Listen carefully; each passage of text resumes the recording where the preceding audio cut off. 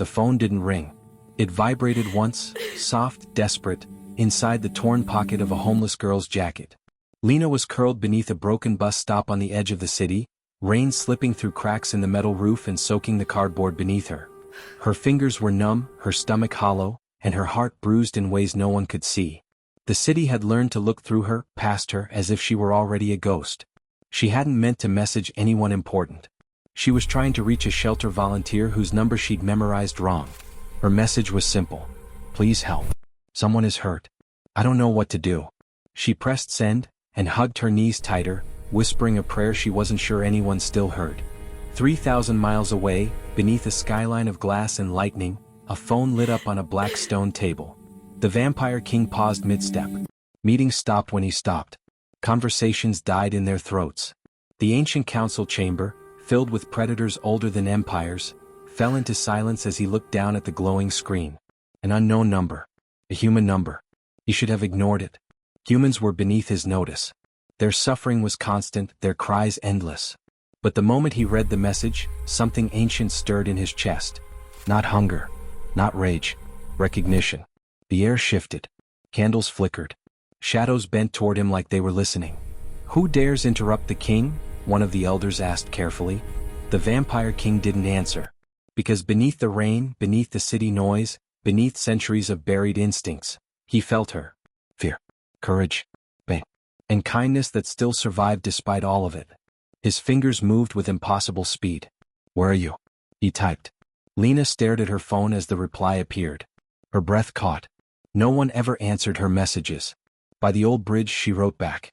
Please don't call the police. They won't help. That was when the king stood. Stone cracked beneath his feet. Prepare the jet, he said calmly, though his eyes were already darkening. Cancel every engagement. My lord, someone whispered, she's human? His gaze lifted, cold, absolute. Then someone failed her, he replied. And I intend to correct it. Rain hammered the city as black vehicles moved without lights. Above the clouds, something older than the night crossed the sky at impossible speed. Back under the bridge, Lena wrapped her jacket around a shivering stranger she barely knew, an injured woman everyone else had stepped over. She didn't know she had just summoned the most dangerous being alive. She didn't know protection was already coming. And she certainly didn't know that the Vampire King had just found the one human his power could not ignore. The rain didn't fall, it punished. Lena's teeth were chattering so hard her jaw ached, but she kept her arms locked around the injured woman beside her. The stranger's forehead burned with fever, and her breathing came in thin, uneven pulls. People passed under the bridge without slowing. Some glanced once, then looked away faster, as if compassion might infect them. Lena had learned that look. It was the same look she'd seen the night she lost everything. A car slowed near the curb. The windows were tinted so dark they looked like pieces of night. For one heartbeat, Lena thought it was danger, someone coming to finish what the street started. Then her phone vibrated. I'm close. Don't move. Her breath caught. Her fingers tightened around the device like it could keep her alive. Headlights swept the bridge. Two black SUVs rolled in without sound, tires cutting through water as if the road belonged to them. The first vehicle stopped. The second angled slightly, like a shield. Doors opened. 4 men stepped out in perfect formation. Not police. Not civilians. They moved with the quiet discipline of soldiers, but they didn't wear uniforms. Their suits were too clean for this part of town, their shoes too expensive, their eyes too alert. Lena's body went cold in a different way. Predators. Her instincts screamed at her to run, but her feet wouldn't move. If she ran, she'd leave the sick woman behind. If she fought, she'd lose. She begged. Nobody listened to girls like her. And then he emerged. He didn't step out like a normal man. He arrived, as if the rain itself made space for him. Tall. Broad-shouldered. Calm in a way that didn't belong to a human world. His coat was long and black, but it didn't cling wetly like it should have. The storm touched him and seemed to hesitate. His hair was pale, almost silver-white under the streetlights, making his face look sharper, more aristocratic, carved from something old and unforgiving. And his eyes. Lena swallowed hard. They were the color of steel at first. Cold. Controlled. But when his gaze landed on her, something shifted under that control, like a beast lifting its head in recognition. The men around him didn't speak. They didn't even breathe loudly. Because they weren't guarding a rich man. They were guarding a king. Lena stood slowly, keeping her body between him and the injured woman. Her hands trembled, but her voice held. "Don't touch her," she said hoarsely. "She's sick. She needs a hospital." The pale-haired man didn't flinch at her warning. He looked past her, to the fevered woman on the ground, then back to Lena. "You protected her," he said. It wasn't a question. Lena's throat tightened. Someone had to. A strange silence stretched between them. In that silence, Lena realized the most terrifying part. He wasn't looking at her like she was trash. He was looking at her like she mattered. One of the suited men stepped forward. "My lord, the area is unstable. We should." The king lifted a hand. The man immediately stopped. Lena's stomach dropped. "My lord." Her mind tried to make sense of it, but nothing fit. No one called anyone my lord in this world. Not under bridges. Not in rain. Not in poverty. "Who are you?" Lena whispered. The king's gaze softened by the smallest degree, so subtle it almost hurt. "You asked for help," he said. "And you were heard." Lena's eyes burned. "People don't hear me. I do." Those two words landed like thunder in her chest. Behind her, the sick woman coughed, a wet, painful sound. Lena turned quickly, panic rising. The woman's lips were turning pale. "She's getting worse," Lena begged, hating the desperation in her voice. "Please. I don't have money. I don't have." "You don't need anything," the king interrupted, calm as death.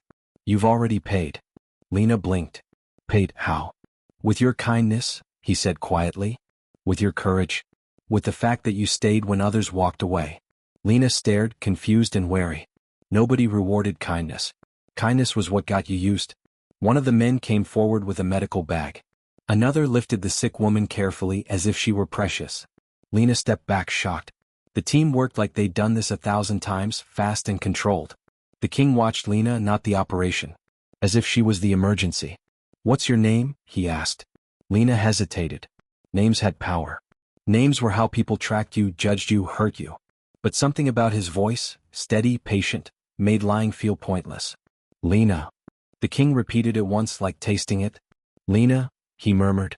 The way he said it wasn't romantic. It wasn't sweet. It was possessive in a way that made her pulse jump. She took a step back instinctively. His eyes followed the movement instantly. And then he did something that confused her even more. He stopped. He didn't invade her space. He didn't grab her. He didn't force control. He simply lowered his chin slightly, like he was choosing restraint. Like he was fighting himself. "I won't touch you without your permission," he said. Lena's heart pounded. No man had ever said that to her. No man had ever cared whether she wanted something. "Why?" she asked, voice shaking. "Why are you helping me? You don't even know me." The king's jaw tightened like the question hurt. "I didn't know I was capable of caring," he admitted softly. "Not anymore." The confession didn't sound weak. It sounded dangerous, like a truth he hated. Lightning split the sky. For a fraction of a second, Lena saw his shadow stretch unnaturally long across the wet concrete, as if something inside him had claws. Her blood turned to ice. "You're not," she started, then stopped. "Not human." The king didn't deny it. Instead, he took a slow breath, though she noticed something unsettling. His chest rose, but it didn't feel like a human breath. It felt like an imitation. "You're afraid," he said gently. Lena let out a broken laugh. "Shouldn't I be?" "You should," he said honestly. "But not of me." The simplicity of that statement sent a shiver through her spine. Behind them, the men finished securing the sick woman in the SUV. One returned. "My lord, she needs immediate treatment. We can stabilize her, but—" "We go now," the king said. He looked back at Lena. "Call me." Lena's feet refused. "I can't. I don't have a home. I don't have—" "You have a life," he interrupted. "And someone tried very hard to take it from you." Lena's mouth went dry. Who tried?" The king's eyes darkened. "I can smell fear on you," he said, voice lowering. "Not tonight's fear. Old fear.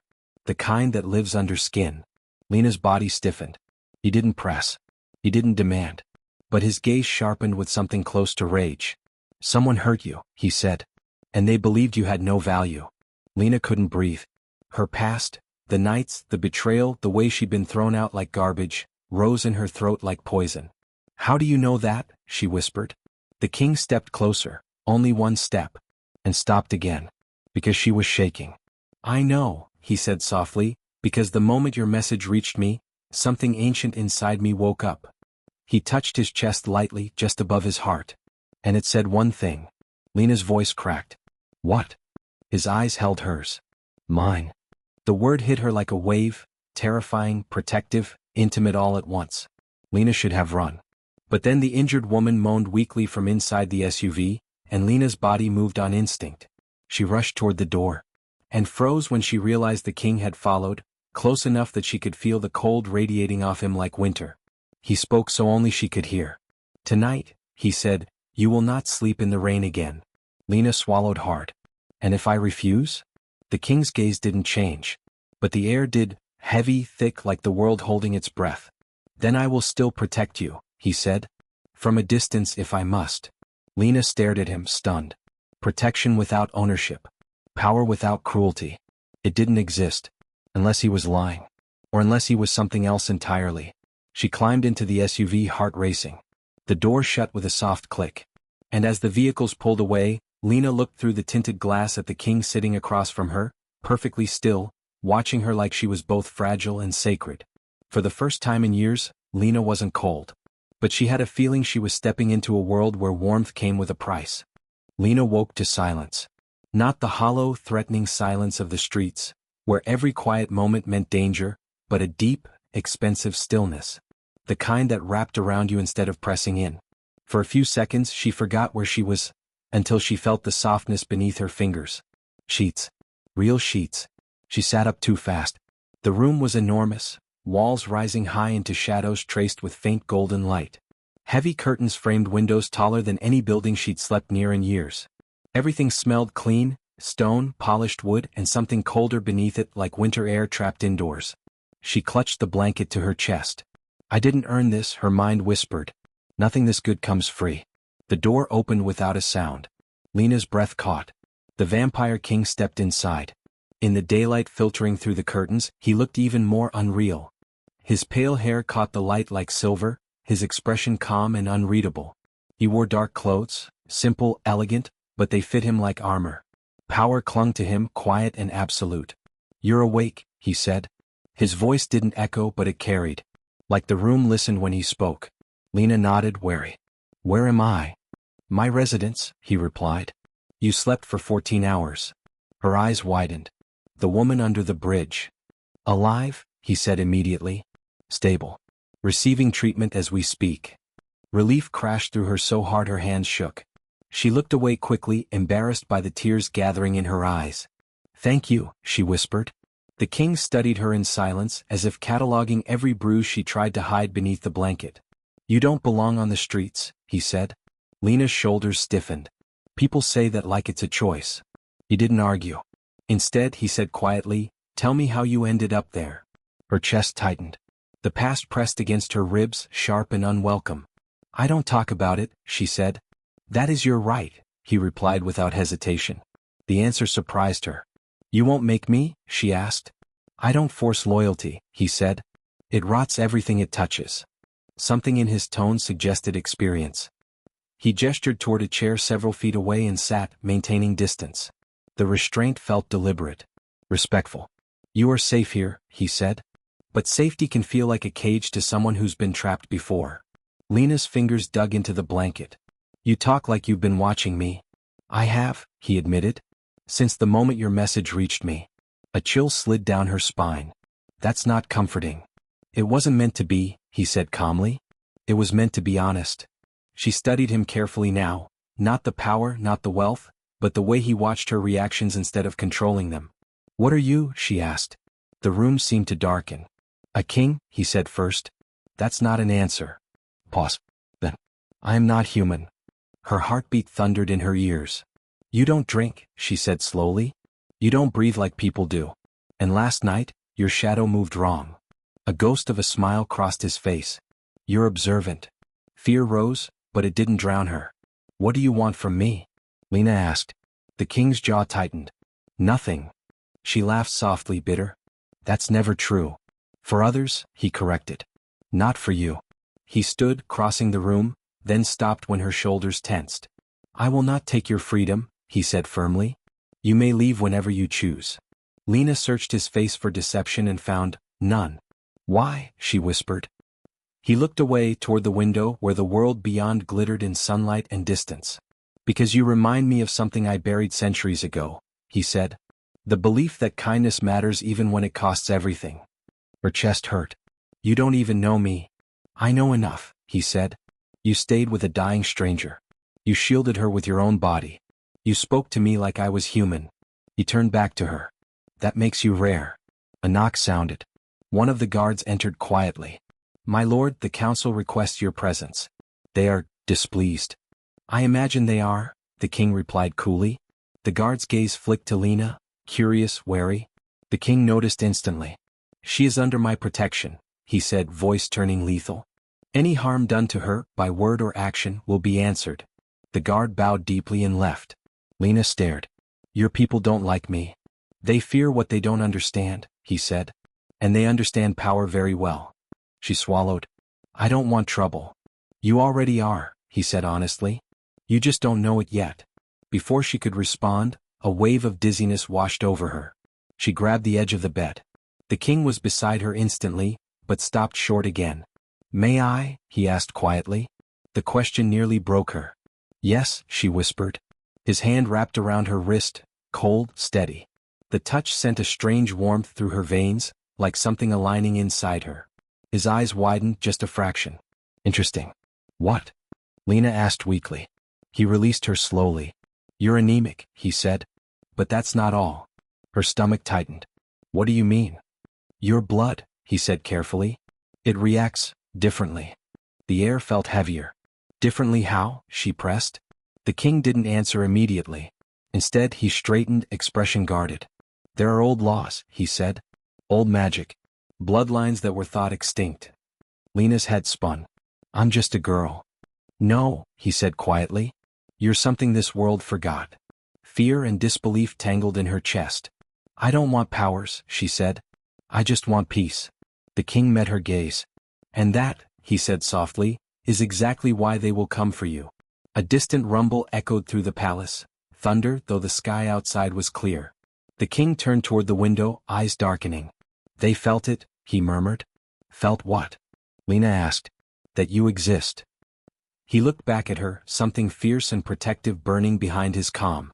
From this moment on, he said, your life will never be ordinary again. Lena's breath shook. She had wanted safety. Instead, she had walked into a palace built on blood, power, and secrets, and somehow she was standing at its center. The palace did not sleep. Lena learned that on her third night. She stood at the tall window of her room, watching moonlight spill across the stone courtyard below. The sky was clear, the stars unervingly bright, like eyes.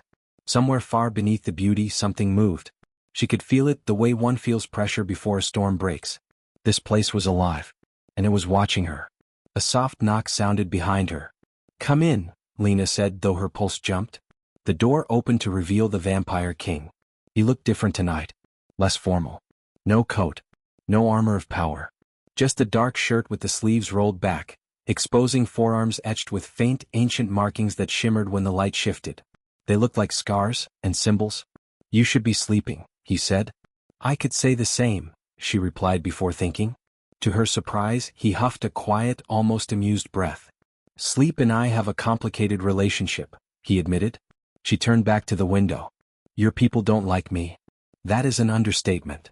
Lena swallowed. I heard them today. When they thought I couldn't. He didn't deny it. They call me a weakness, she continued. A liability. A human mistake. The king stepped closer, then stopped, respecting the invisible line between them. They are afraid, he said. Because for the first time in centuries I am not indifferent. Her throat tightened. I never wanted this. I know. Silence stretched. Then why won't you send me away? She asked softly. You could put me somewhere safe. Hidden. Far from all this. The king's gaze darkened. Because hiding you would not keep you safe, he said. It would only make you easier to steal. Her blood ran cold. Steal? There are factions within my world, he said slowly. Some believe power should be taken, not earned. Others believe humans exist to be used. Lena turned fully toward him now. And you? I believe choice matters, he said. Even when it costs me. The weight of that sentence settled between them. A sudden sharp pain bloomed behind Lena's eyes. she gasped, gripping the windowsill. The room shifted. For half a second she wasn't standing in the palace anymore. She saw fire. Stone cities collapsing. A woman with silver eyes standing beside the king, not behind him. Lena cried out. The king was at her side instantly this time, catching her as her knees buckled. "I have you," he said, voice low and fierce. The moment his arms closed around her, the visions shattered like glass. She was breathing hard, clutching his shirt, her face pressed against his chest. He was solid. Cold. Real. Too real. "I'm sorry," she whispered shakily, pulling back. "I didn't mean to." "Don't apologize," he said sharply. He was staring at her now, not like a king, not like a protector, but like a man who had just seen destiny reach out and touch him. "What did you see?" he asked. "I don't know," she admitted. It felt old. His jaw clenched. "That wasn't a dream," he said quietly. "That was a memory." Her heart skipped. "Yours?" He hesitated. "Ours?" he said. The word sent a tremor through her entire body. Before she could ask what that meant, the palace shook. A deep, resonant boom echoed through the halls. Alarms, low and ancient, began to hum through the stone. The king straightened instantly, every trace of softness gone. "They've crossed the outer wards," he said. "Who?" Lena asked, panic rising. "The council loyalists," he replied coldly. "And worse." Guards flooded the corridor outside her door. "My lord," one said urgently. "They demand the human be surrendered." Lena's stomach dropped. "Surrendered?" she echoed. The king stepped in front of her without hesitation. "No." "My lord," the guard pressed. "They claim the human triggered a blood awakening. They say she belongs to the old prophecy." Lena's breath caught. "Prophecy." The king's voice turned lethal. "There will be no debate." He turned to Lena, eyes blazing, but gentle when they met hers. "This is the price of my protection," he said softly. "People will challenge it." "I don't want you to fight for me," she said, terrified. "I don't want anyone hurt." He lifted a hand, brushing a loose strand of hair from her face, barely touching her. "They made that choice when they threatened you." The doors at the far end of the hall exploded inward. Figures poured through, vampires clad in ceremonial armor, eyes glowing with hunger and fear. "Step aside, my king," one of them shouted. "The girl does not belong to you." The king's eyes burned crimson. "She belongs to herself," he thundered. "And she stands under my crown." Power surged through the room, pressing Lena back against the wall. The attackers froze, some dropping to their knees under the weight of his authority. "You will leave," the king commanded. "Now." Several fled. One did not. A blade flashed. Lena screamed as the attacker lunged, not at the king, but at her. The king moved faster than thought. He was between them in a blink, catching the blade with his bare hand. Blood, his blood, spilled onto the floor. The sight shattered something inside Lena. "No!" she cried, pushing forward instinctively. Her hands glowed. Soft. Golden. Ancient. The entire hall went silent. The attacker froze, eyes wide with terror. The king stared at Lena, shock rippling across his usually unshakable face. "You're awakening," he whispered. The light pulsed once, then vanished. Lena collapsed, strength gone. The last thing she felt before darkness took her was the king holding her close, his voice breaking for the first time. "Do not take her from me," he growled to the world. "I will burn everything first." Lena woke to chanting. Not loud, reverent. Voices echoed through stone, weaving together in a language older than fear. The sound wrapped around her like a heartbeat that wasn't her own.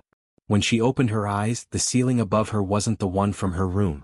It was higher, wider, painted with constellations she didn't recognize. She was lying at the center of a circular chamber, etched with glowing runes that pulsed softly in time with her breath. Panic flared. She tried to sit up, and immediately felt strong arms steady her. "I'm here," the Vampire King said. She turned her head. He looked exhausted. Not physically, something deeper. As if the events of the night had carved lines into his immortal soul. There was dried blood on his collar, and the crimson glow in his eyes was gone, replaced by something quieter. Vulnerable. "What's happening?" Lena asked hoarsely. "You collapsed," he said. "The light you released, it confirmed what the elders feared." She swallowed. "Which is?" "That you carry royal blood," he replied. "Not vampire. Not human." Her chest tightened. "Then what am I?" The chanting stopped. Figures stepped forward from the shadows. Ancient vampires, some leaning on staffs carved from bone and crystal. Their eyes gleamed with awe and terror. "A bridge born," one elder said. "Born of two worlds. A living covenant." Lena shook her head. "You're wrong. I grew up in shelters. I slept under bridges. No one ever came for me." The elder bowed. "Because you were hidden," he said. "Protected by fate itself." Lena laughed weakly. "Fate did a terrible job." The king's hand tightened around hers. "You survived," he said. "That was the protection." She looked at him, really looked. "You knew," she whispered. "Didn't you?" "I suspected," he admitted. "But I hoped I was wrong." "Why?" she asked. "Because if you are what they say," he said quietly, "then you don't just stand beside the crown." Her breath caught. "You become it." The chamber erupted in murmurs. "No," Lena said immediately. "Absolutely not." She tried to stand, heart pounding. "I don't want power. I don't want a throne. I don't want wars started because of me." The elders watched in stunned silence. The king rose with her but did not restrain her. "She refuses," one elder hissed. "Then she must be eliminated. She is too dangerous." The word eliminated sliced through Lena like ice. Before anyone could move, the king turned. The temperature in the chamber plummeted. "Say that again," he said softly. The ground cracked beneath his feet. "You will not threaten her," he continued. "You will not touch her. And you will not speak of killing her while I still draw breath." "You would defy the council for a human?" another elder demanded. The king didn't hesitate. "I would end the council," he said. Silence fell like a blade. Lena stared at him, shaken. "You can't destroy your world for me." "I can rebuild it," he replied, eyes never leaving the elders. "Better." She felt tears sting her eyes. "Stop," she whispered. "This is why I ran my whole life. People fighting over me like I don't exist." She pulled her hand from his. The chamber went very still. "I won't be owned," Lena said, voice trembling but firm. "Not by fear. Not by prophecy. Not even by you." The king closed his eyes briefly, then nodded. "As you wish." He turned back to the elders. "She will not be crowned," he declared. "She will choose her path." Murmurs of outrage rippled through the chamber. "But the balance," an elder began. "The balance has always been built on suffering," the king snapped. "On silence. On ignoring the powerless." He looked at Lena then, not as a ruler but as a man. "She reminds us what we forgot." Lena took a shaky breath and stepped forward. "If I'm truly a bridge," she said, "then let me be one." All eyes turned to her. "I won't rule," she continued. "But I'll help heal what you broke. Humans won't be cattle. Vampires won't be monsters. And anyone who abuses power will answer, for the first time." The elders stared, stunned. "This is impossible," one whispered. The king smiled faintly. "That's what they said about peace," he replied. Days passed. The palace changed. Human doctors were brought in, protected, respected.